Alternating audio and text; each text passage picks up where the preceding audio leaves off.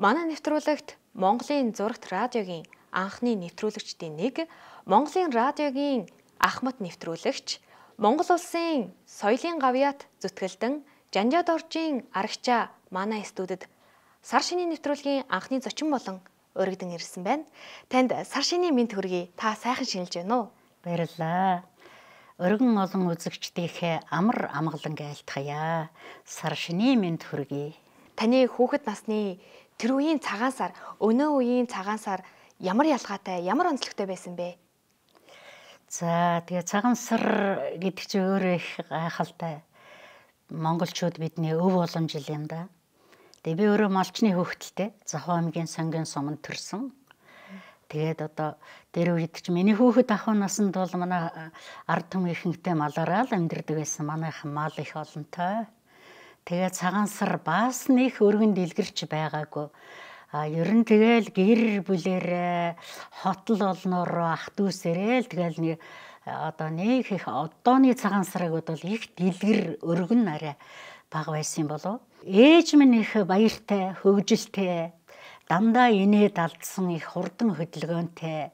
Тэгэл нөгөө хот хороогоо цэвэрлэн. Тэгэл аргалын ч ууг болоод тэгэл аргалынхаа цог галан дээр артсан хүжээ ууг болоод одоо хоттой хондоо одоо төмөр өсөх юм бэлэгдэл байх л та тийм. Даада шиний нэгний өглөө болохоор зэрэг өглөөрт босно да. Үүрээр л босно.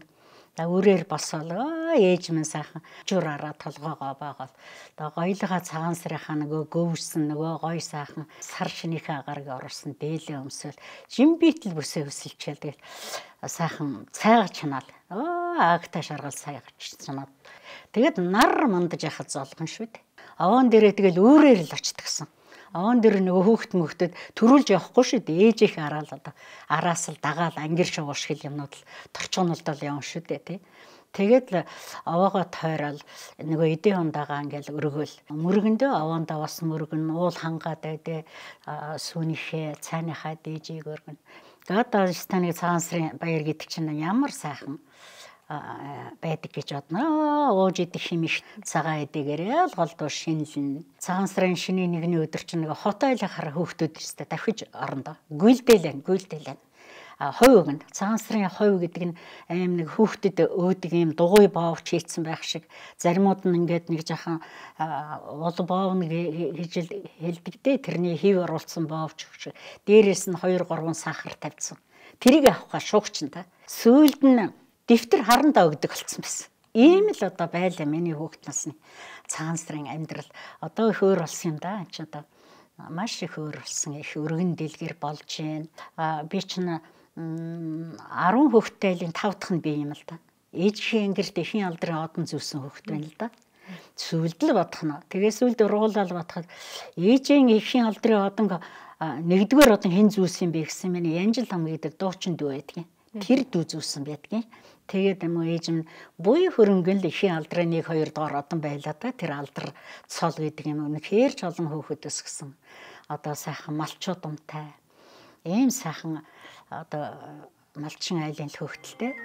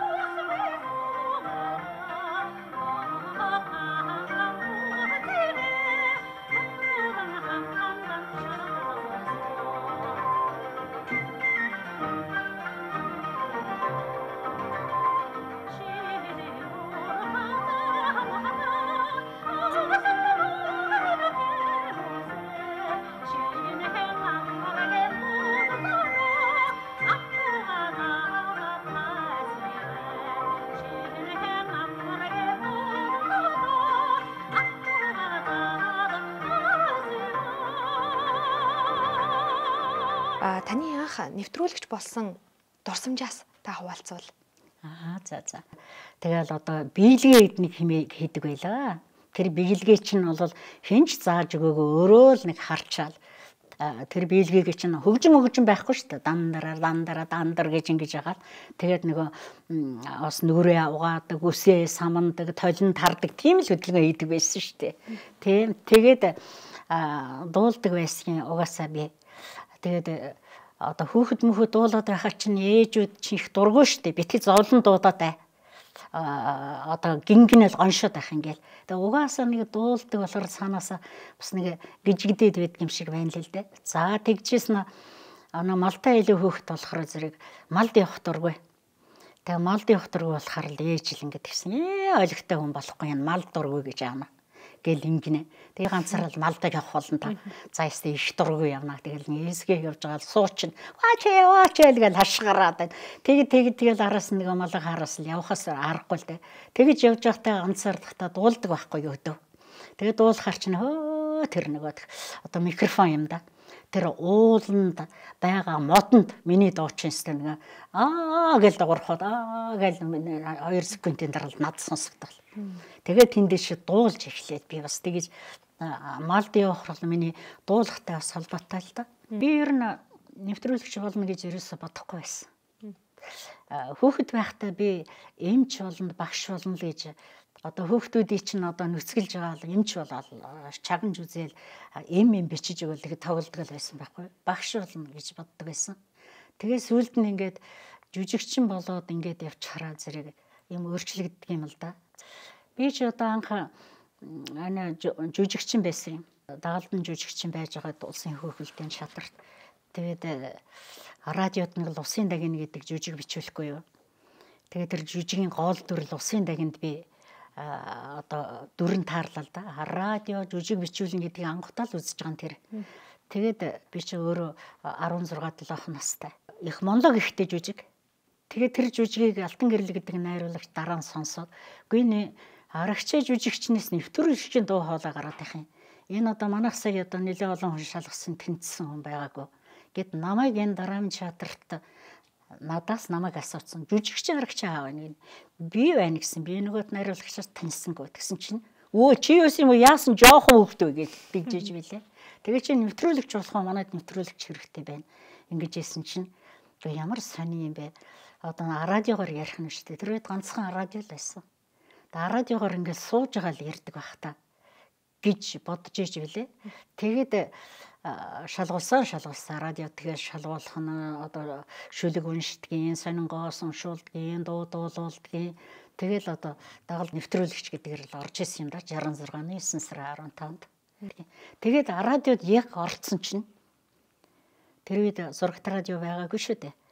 Яг орцсон чинь радио бол Монголын ард түмний соён гэгээр болсон. Ерөөсө бүх одоо хэвлэл мэдээллийн тэргуун шугам нь хамгийн урд улаан шугамд радио л байсан. Дараа нь хэвлэл мэдээлэл ортгол байхгүй юу та.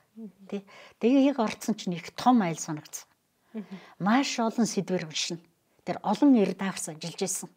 Тэр нь хаанаас нь эхлэх юм болоо гэд би бас гайхаж исэн бөгөөд тэгээд найруулагчид намайг тэр хүүхд одоо залуучуудын нэвтрүүлгэнд өгье. Энэ өөрөө их жоохон байна. Тэр улс төр мэдээлэл одоо тэр том юмнууд чинь тэр би бас хөрөхгүй л байна л да. Тэр шууд тийм юмд хөрж уншина гэж байхгүй л дээ. Тэгээ хүүхд залуучуудын нэвтрүүлэл дагнсан юм л да. Таны хамгийн анхны гараа байсан байна. Анхны гараа. Тэгээд нэвтрүүлэгч бид нар чинь их олон янзаар ховилж одоо хөтөлж одоо текстүүдийг амьдруулдаг л да. Тэгээд тэр чинь энэ чинь бидний л хийх ажил байхгүй да. Одоо хүүхэд залуучуудын нэвтрүүлэг тэгжээс нь улс төр мэдээлэл гэжээс нь спортын нэвтрүүлэг гэл дүнд аядан өөр тэгжээс нь уран зохиолын нэвтрүүлгэн дээр их олон одоо сайхан зохиомжуудыг унших өгөөд яруу найрыг уншина тэгжээс нь одоо жүжиглэн би бол одоо авгаа болдё одоо радио дөрвөтэйч одоо нэг жүжиг байна зохиомж байна тууж байна арман байна тэгжээс нь эмхтэй болдгийн залуу эмхтэй тэгжээс нь охин болно за тэгжээс нь янз бүрийн амьтан өнийг болно тэгжээс нь муур болно за тэгжээс нь одоо юу ч болж бас хоёр ч мэднэ амьтдын дүр Бүх төр төвөр. Бүх төрнүүдэд л одоо тэгэл радио дүр бүтээх гэдгээр их орж явд юм л да. Тэгээ яг энэ бол бидний бас хийх л ажил. Бид тэр болгонд чадварлаг байж энэ нэвтрүүлэгчдийн мэрэгжлийг хамгаалах учиртай. Яруу найрагч Томон Очирхүү 1996 онд бичсэн нэвтрүүлэгч шүлгийн хэсгээс байн жигэвчэнд сонсогдох найруулагчийн дуу Байка нуур удирдах төвийн үг шиг байдгийн одтой сансраас ярих шиг гүн их догдлолоор орой өглөөгүй тэд хүн ардадаан ханддаг. Ярилцах оддыг хоромхон шинжих адил ярайсан мөрүүдийг нэвтрүүлэгч хүн зэрэг-зэрэгээр хардаг үг бүхэн эрхэс тэнгэрт долгион үсгэн тарж үе түмний сонорт эх орны дуу болон хүрдэг. Москвагийн радио яваад ээжигээ бас урилгаар аваачаад ингэсэн чинь ээжигээ бас давдаг юм аа би. Ээж та намайг нэг малчин болох гэлсэн. Би малд дурггүй гэлээдэг байсан. Энэ олигтой хүн болохгүй гэлээдсэн байсан. Би малчин болохгүй л байсан байгаа өстэй гэсэн чинь үгүй тиймдэг гэж. Бас их оржинтай ээжигээ бас давах гэдэг шүү. Тийм бэ. Монгол улсын соёлын гавьяа зүтгэлтэн Монголын радиогийн нэвтрүүлэгч Базарвааны арагчаад зориулсан яруу найрагч Бямбажвийн энх туяагийн Монголын радиогийн алтан гургалтай шүлгийн хэсгээс гэрэлгүй шөнийн гэрэл болсон арагчаа минь гэнхэн охин шиг инээж явдаг хонгорхон арагчаа минь гэгэн хорвогийн нойрыг өглөө бүхэн сэрэж гэрийнхэн мөхийг татдаг Монголын радиогийн алтан гургалтай минь. Та сая Москвагийн радиод ажиллаж байсан гэд дурдлаа. Та энэ түүхээсээ их сонин содон байгаа штэ тий. Монголд байж байгаа л Москвад очно гэдэг чинь ерөөс юу ээ өстой дэлхий дээр гарсан юм шиг. Үгүй тэр хүн зон одоо тэр нэг газар доогуур явдаг перход гэж ярьдаг. Нэг хаана энэ олон сая хүн хаагаараа гараад байна. Одоо Монголд байгаа юм шиг одоо машины замаар л дээгүүр галчихсан надаа хараад байдагсан. Үгүй бас их ястай нэг нүдийг нээд юм да. Хүний оюун ухааныг одоо агуу алтан Москва гэдэг хэвээр агуу да агуу. Тэгээ яг Москвагийн радио явах чинь их сонгон шалгаруулалтаар явна л да. Улс төрийн төвчний хурлаар орж батлагдж явдаг байлаа бид нар. Тэгээд бас шилдэг тэргүүний энэ чинь Монголоос Москвад ажиллах ганц одоо мэрэгжилтэн гэж үздэг байсан. Тэгээд улс төрийн төвчний хурлаар ороход батлагдах уу, батлагдахгүй юу? Бас их сэтгэл их донслон штэ. Тэгээд тэгжсэн Орос хэлний шалгалт өгнө. Мэдхгүй яаж нэг юм өгсөн. Хэд гурван орос үг бичсэн л баг та.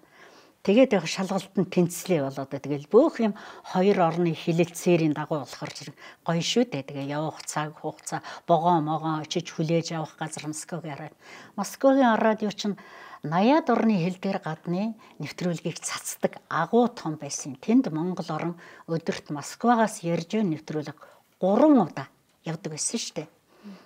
Монголын радиогоор. Тэгээ их сайхан сонсогчдыг их гоё татналтай Москвагийн радио. Их уралдаануудыг их зарлана.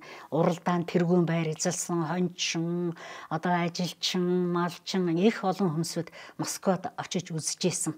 Москвагийн радиогийн туршлагыг би Монголын радиодоос нэвтрүүлсэн шүү. Хүүхэд залуучуудын нэвтрүүлгийг жүжигчилсэн. Чөлөөт. Тийм байдлаар гэдгийг Монголын радиод бол нэвтрүүлсэн банзарагч найруулагчтай хамт юм байдгийг. Тэгээ Оросын ард түмэн бол агуу гоё. Ер нь хамт ажиллахад тэр хөдөлмөрч, тэр илгэсүү халуун сэтгэл тэр одоо яста төгөлдрөө үнэхэр гайхалтай. Москвад очисон чинь цаашаа хил дамжаал одоо Польш ихч үзэн, Герман ихч үз, Турк ихч үзэн гэдэг ингээл. Мэргэжлийн буян бас над оногдсон бас хувь тавилан байдаг бах та. Та Монголын радиог манай үзэгчид эхлүүлээд өгвөл. Монголын радио төрийн дуулаар ажиллаа эхэлдэг. Монголын ард түмнийг төрийн дуулаар сэрээж, төрийнхээ дуулаар унтуулдаг. Тэгээд төрийн дуул явсны дараа Монгол улсын нийслэл Улаанбаатараас ярьж байна. Монголын радиогийн нэвтрүүлэг эхэллээ гээл өдрөө зарлана, гаргаа зарлана. Тэгээд амар амгалан сайн сайхныг сонсогчтой өрөөнө. Гайхалтай хоолой тий. Зурагт радиод ажиллахад их залуу байсан да. Үтгэлгүй яхаа би 21 настай очижсэн. Оны намар 9 сарын 27-нд зурагт радио нэгтгэдэг. Зурагт радиогийн курст манайхан чинь их олуулаа явлаа.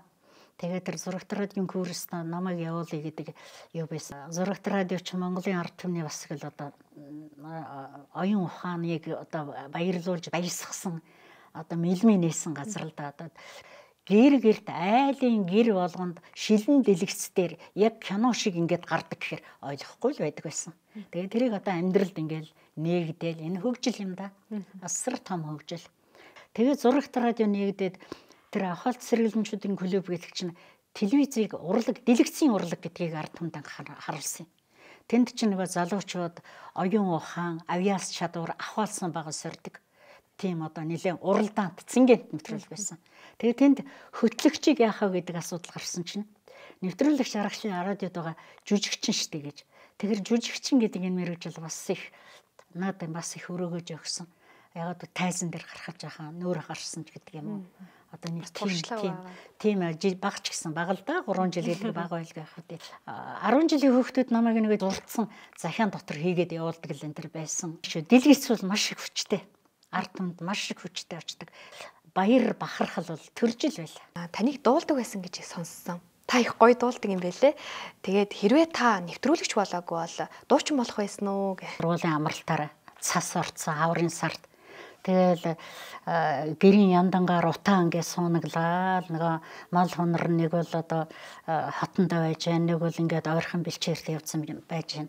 Тэгэл би ээжтэй хамгийн түрүү ингээл цоодлогоон дуу гихт дуулдаг байсан. Нөгөө цастай уулын цас нь хайлаа тэгээд цастай уулын цас нь хайлаад цагийн дуулаа болоод ирлэхөө. Энэ дуу гихт олноо. Ээжтэй л очил. Ээж нь харагдал. Тэг 24 дугаар сургуульчны хүүхдийн паркын тэнд байсан. Дүнзэн байшинд. Тэг 7 дугаар ангид байлаа л да. Тэгсэн чинь одоо дуулдаг хүүхдүүд их цөөхөн. Шүлэг уншдаг хүүхдүүд ч бас их цөөхөн байсан. Хөгжим байхгүй шүү дээ. Шинэ жил болох гэж байна. Дуулдаг хүүхэд байна уу гэл ингээд ангид аасан багш орж ирэл тэгсэн чинь нэг хүүхэд нэг охин намайг аргачаад дуулдаг гэл. Пал гэж явчлаач та нүүрнээс галуунах шиг болол үгүй штэ гэл ингэсэн. Чи яртад хураалттай төлөөний хажууд дуулж ийсэн штэ гэдэг. Нөө дуулдаг хүүхд чинь тэгэл нэг төлөө мүлээ хураалттай юуны тэн тэгэл ганцаараа байхаа хүнээс нуугдаж л бас дуулж ийсэн. Тэрийг сонсч ичил дээ. Тэгэл би одоо тохон томилогдоод 8-ын Б ангиас аргачаад болохгүй штэ. Тэ. Тэнд нэг анх удаа дуулж үлээ. Чам хоолой чичрээд, вий чичрээд бүх хүүхдүүд амьсгаа сонсгож ийсэн штэ. Хөгжимгүй дуулахад. Тэгж л одоо сонирхолтой байсан юм да. Тэгээд урлаг намайг ил ийм л одоо замнуудыг туулаад хөтөлж орсон юм да. Та хэдэн дуу дуусан бэ? Радиогийн фондонд хэдэн дуу н орсон бэ? Энэ талаараа ярил. Би анх радиод 17 настай байхдаа 2 дуу бичүүлсэн. Тэр хөгжмийн зохиол соодлогоо намайг дагуулж ирээд радиод тэр 2 дуугаа өгсөн. Тэр үргэлж авахтай шаваа төржээ гэж. 2 сайхан дуу одоо хүртэл явж байгаа л да. Тэгээ тэр үед би нөгөө анхны нэг эстрад концерт гэж гараад би Төмөн Дэмбэрлэгчийг дуурай дуулдаг байсан. Тэр дуурай гэдэг чинь бол шоолж байгаа биш шүү дээ. Алдаршуулж байгаа юм. Алдаршуул дуулж исэн. Төмөн Дэмбэрлэгч тэр концертанд дуулдагч байсан. Тэгээ тэндээс намайг цоодлогоо олж харсан байхаа. Тэгээд радио дуу бичүүлнэ гэхэд их сонин санагдчихл би өөрөө жоохон. Тэгээд ямар сонин гоё газар байдгийн бэ гэж л одоо сонирхож л бичүүлж ирсэн. Тэгээд энэс хойш би тэгээд 10 хэдэн дуу бичүүлсэн байна. Монголын радиогийн фондонд орсон дуунууд байна. Монголын радиогийн 70 жилээр өргөн булаг гэдэг доо. Бид манайхан өргөн булаг гэдэг амралттай л да. Радио телевиз. Тэгээд тэнд нэг орон бүтээлчид, ажилчид энэ төр ингээл альжаал ядаргаагаа тайлах гал тэнд чинь 1-2 хоногор бас амарна л да. Тэгэж явж байхдаа замдаа л нөгөөдөлж бас жоохон сэтгэлийн хууралд автаал буцах яваад замдаа. Өргөн булаг гэдэг дуу зохионоо. Сэндийн чимэдэрж үгийг хийнэ. Аргачаа дуулна гэлээ таг болч. 7 жилийн хойгоор тэгсэн чинь тэрвш гаяат хөө танаа ой болж байгаа юм шүү дээ Монгол радиогийн ой зөрөөсөн дуу хийх үү гэлдэг. Хөө хийн штэ чимэдэрчтэй уулздаг. Тэр байж байгаа гэлдэгсэн нэг. Чимэдэрж нэг дөрвөн мөрт дахилттай бичээд тэр дорн бичээд өгчдөг. Тэгээд тэрийг сураад Тэгээ дараа нь тэр биш гавьятад одоо бичлэгээ хийчихээ сонсуулахад бол гоё болсон байна л гэд тэгжсэн л да.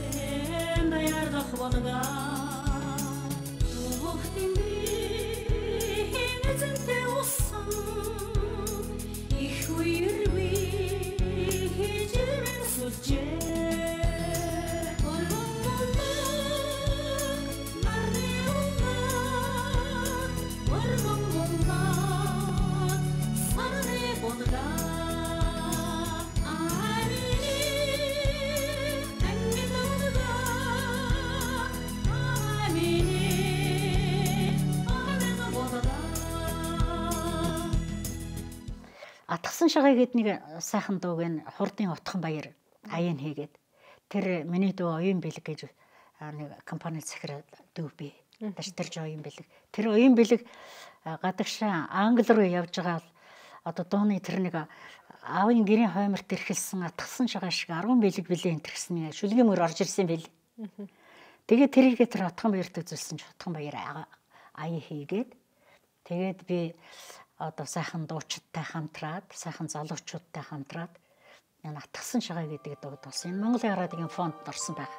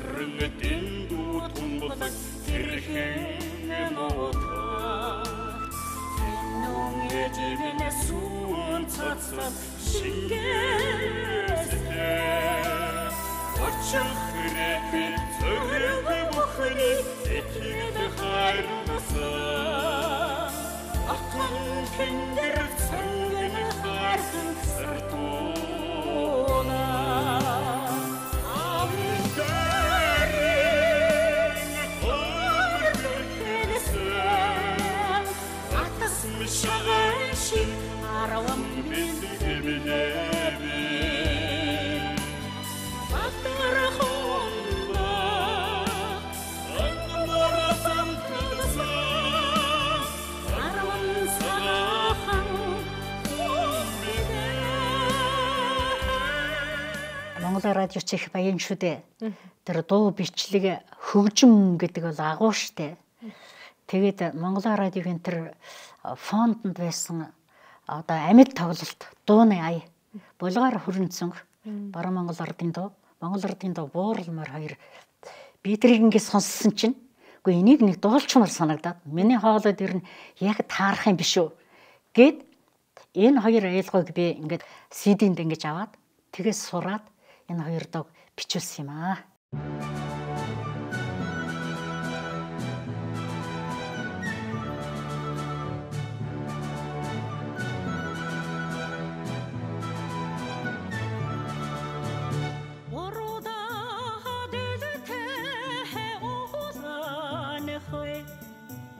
Mossona shergada bahana khoi Poidegara khure tsohende Chikhera shergada bahana khoi Sara johoro sarvane khoi Satha hanogwe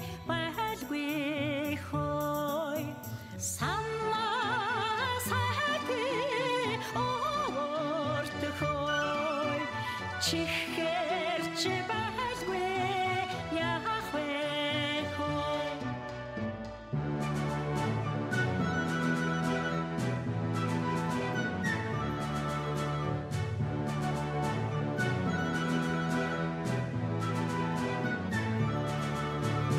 шингэн бэдэтэ борлогон хой шилэгэж хатраад байна хой шинхэн ази орт хой чихэрч байлгүй яах вэ хой чихэрч байлгүй яах вэ Монголчуудын ахуй амьдралд эртнээс уламжлагдаж ирсэн Бурхан шашны сургаал номлолыг та юу гэж боддог вэ? Өөрийнхөө бодлоор.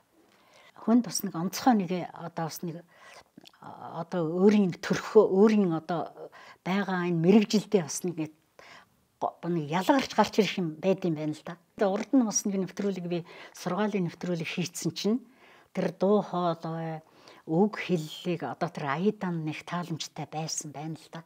Өдгөөний нэвтрүүлэг 3 эрдэнэстүүд одоо ч гэсэн явж байна. 20 хэдэн жилтэй. 98 оноос өдгөө хүртэл явж байна. За ингээл явж итэл чинь тэгэл одоо хүүхдүүдийг сурган шавнар одоо ирнэ. Ингэж итэл энэ гандан хийдэд лава их шиг гэдэг FM нэгдвэ. Цингэл битэд ажиллаж исэн. Одоо 3 эрдэнэ чулуун цэцэг цингэл бит гурвал бай. Энэ бурханы нэвтрүүлэг чи өөр их аядантай. Их тийм хүнийг сонсох, хүнийг татах хүч ихтэй. 3 эрдэнэ студиэс сургаал явуулахад танд их гоё байдаг бах та. Тэгээд ер нь гоё шүү дээ.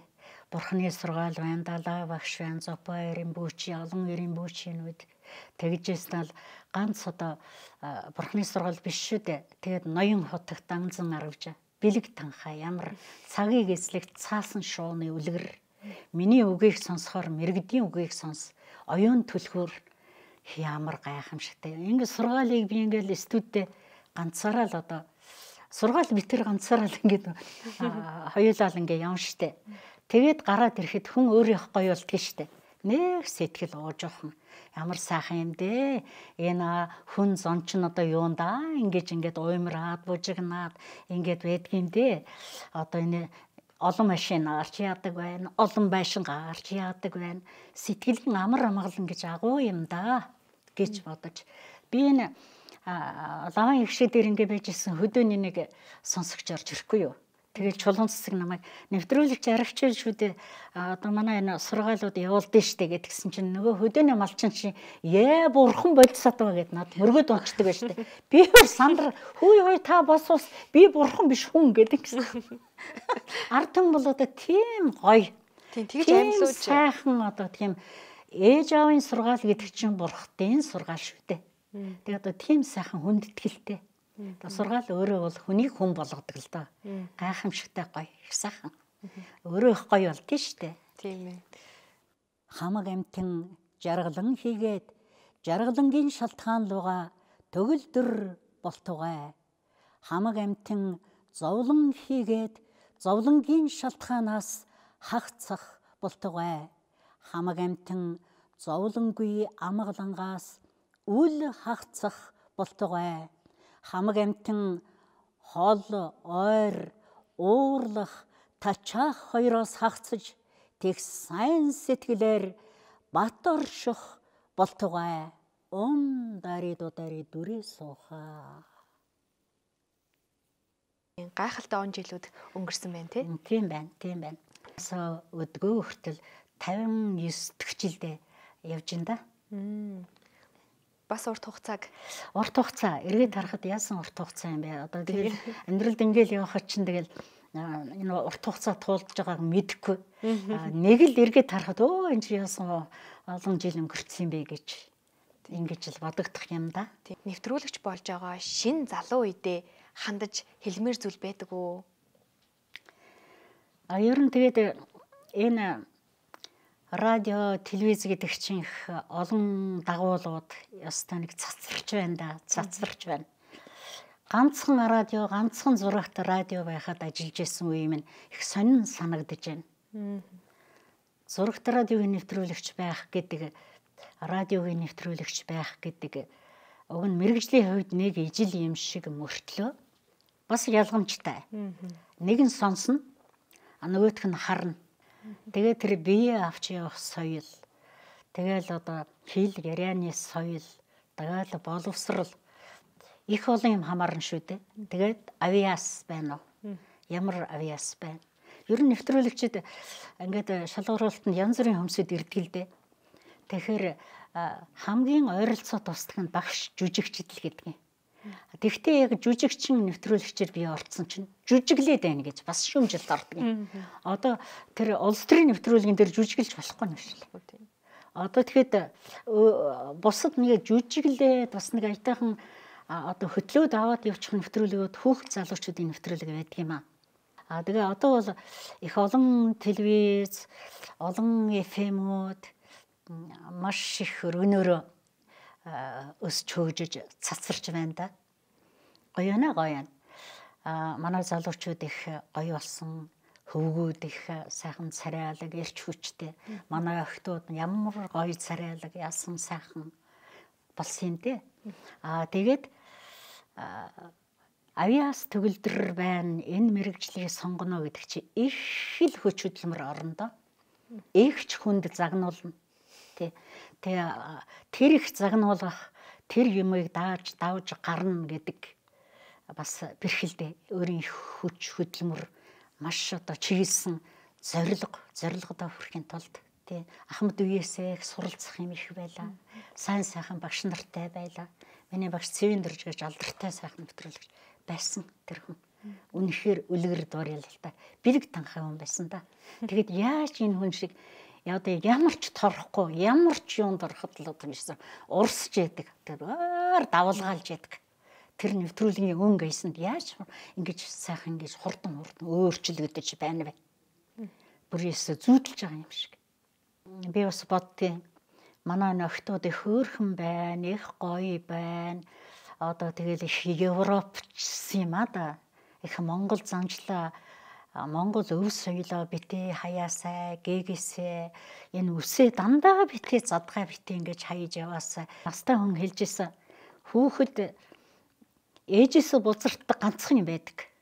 Тэр юу гэсэн үснээс л бузартдаг гэж. Үс гэхдээ асар их юмнуудыг их цуглуулдаг байна л да. Тэгээд задгаа байхаар чинь зэрэг тэр олон цуглуулсан юм чинь тарж буцраал цацарч хайдаг юм уу да. Тийм үү. Дээр үеийн эмэгтэйч бол дандаа үсээ боодог. Хатанлаг байгаасаа гэж хүсэх юм бэ. Английн хатан хаан хизээч үсээ сэгсийлгэж, ургуулж, унжуулж байгаагүй. Тэр хатан заяа гэдэг чинь тийм л гоё байдаг юм байна. Тэ. Тэгээ одоо дэлхийн нийтээрээ л нэг үсээл одоо сагсал зуусан охид байх юм да. Тэнд бас нэг учир жамцсантай байх болов гэж бас гордож л байна. Таны энэ сайхан мэргэжлийг хүүхдүүдээс нь өвлөж авсан хүүхд байдаг уу? За одоо тэгээд би 2 охин нэг хүүтэлдээ. Тэгээ хүү маань Америкт байна. Том охин маань энэ Солонгост байна. Бага охинтойгоо байна. Миний бага охин 2 ихэр хүү төрүүлсэн луужилдээ. Их баяр баясгалан энэ улстай хүний амьдралд байхгүй ховор сайхан. Тэгээд дандаа гадаадад хүүхдээ одоо явуулсан л хүний нэг байна да. Тэгээд тэд нар бол хүн загнуулж чадахгүй штэ. Тэр их төвчээр яхаа тэр их одоо өөртөө тэр их хүч тэнхийг авч чадахгүй байна. Манай сар шинийн нэвтрүүлэгт урагдан хүрэлцэн ирж сайхан ярилцаа өрнүүлсэн танд маш их баярлалаа. Эрхэм та олон эрүүл амьдралын баяр баясгалан өөдрөг сайн сайхан сэтгэлийн их амар амгалан өрөөе. Оршихуун их нэвтрүүлгийн зочны энэ дугаар та олонд хүрлээ. Манай нэвтрүүлэгт Монголын зурагт радиогийн анхны нэвтрүүлэгч, Монголын радиогийн Ахмад нэвтрүүлэгч Жад орчин арагчаа хүрэлцэн ирж оролцлоо. Танд баярлалаа. Цээл тунгалаг хоолой сайхан дүр төрхөө авиас бэлэг бүсгүй хүнд холсон заяана гэдэг хувь ерөөл юм. Нэвтрүүлэгч арагчаа иймэлээ ерөөл заяанд оноогдсон төрхтөө олонтойгоо ижилдэн нөхөрлөж оюунд хүмүүний мэлми сонорт одоо ч мэдчилэн ажилласаар явна. Тэртээ 1966 оноос нэвтрүүлэгчээр тасралтгүй ажилласаар яваа Арагчаа нэвтрүүлэгчийг дууч Арагчаа гэж тайзнаа цоллон зарласан дууны хөг их шиг мэт өдрүүд одоо ч тодхон. Чинхүү сүзэгтэн түмэндээ чин залбирлын тухай чимэгтэй сайхан хоолоогоор нэвтрүүлэгч Арагчаар өгүүлнэ. Энэ л хувь ерөөлдөө Арагчаа нэвтрүүлэгч талархал дүүрэн амьдарч эгэл олны төлөө энгийн даруй оршин хөдөлмөрлсөөр.